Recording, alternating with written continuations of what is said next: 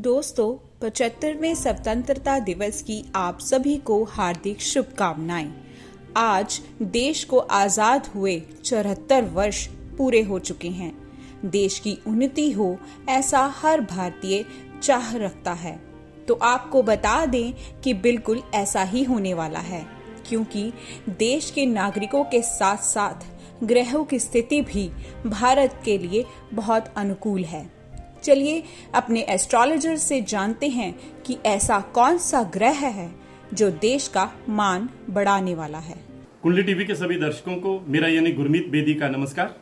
भारत की आज़ादी के 74 साल पूरे हो रहे हैं और 75वें वर्ष में हम पदार्पण करने जा रहे हैं। सबसे पहले तो कुंडली टीवी के सभी दर्शकों को स्वतंत्रता दिवस की बधाई।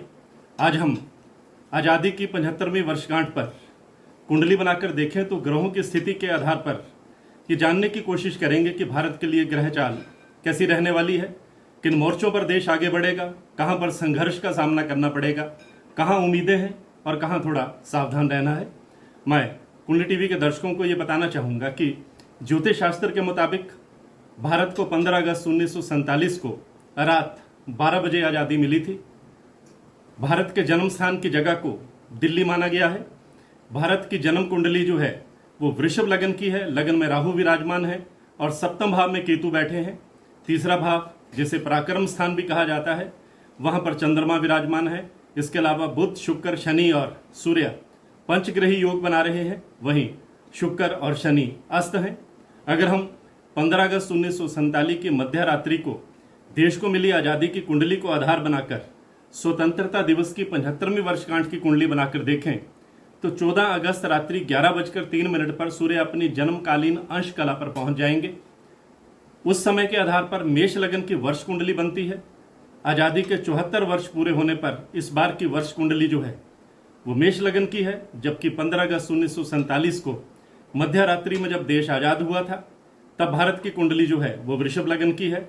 और वृषभ लगन की कुंडली का 12वां भाव ये दर्शा रहा है कि यह साल थोड़ा आर्थिक और राजनीतिक मोर्चे पर कुछ उथल पुथल भरा साबित हो सकता है।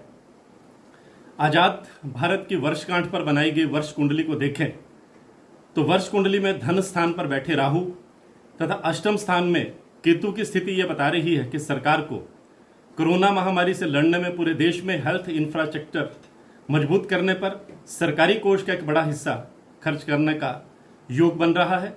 वर्ष कुंडली में धन भाव के स्वामी शुक्र नीच के होकर रोग के छठे भाव में बैठे हैं, जो बड़े राजकोषीय घाटे को भी दर्शा रहे हैं।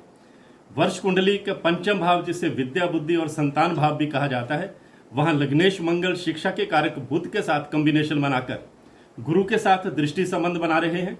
पंचमेश सूर्य का तकनीकी शिक्षा के कारक ग्रह शनि के साथ दृष्टि संबंध जो है वो कर्म स्थान पर बन रहा है। इससे तकनीकी शिक्षा, मेडिकल और इंजीनियरिंग क्षेत्र में नए शिखर स्थापित होंगे।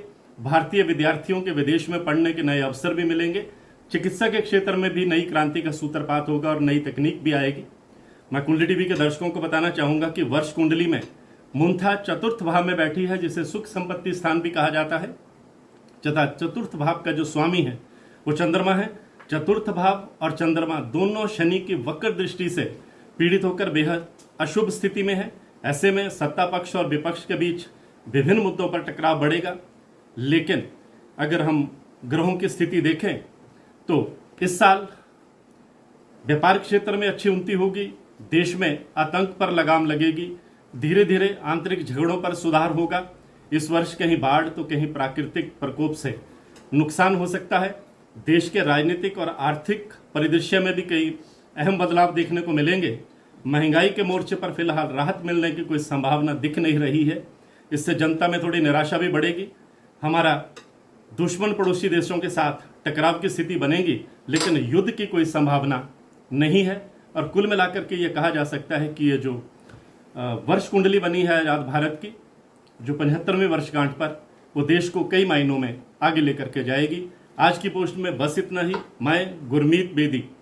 इसी तरह की और भी जानकारी लेने के लिए हमारे चैनल को सब्सक्राइब करें और नई वीडियो की नोटिफिकेशन के लिए बेल आइकॉन दबाएं। अगर आप ये वीडियो फेसबुक पर देख रहे हैं तो वीडियो को लाइक और शेयर करें।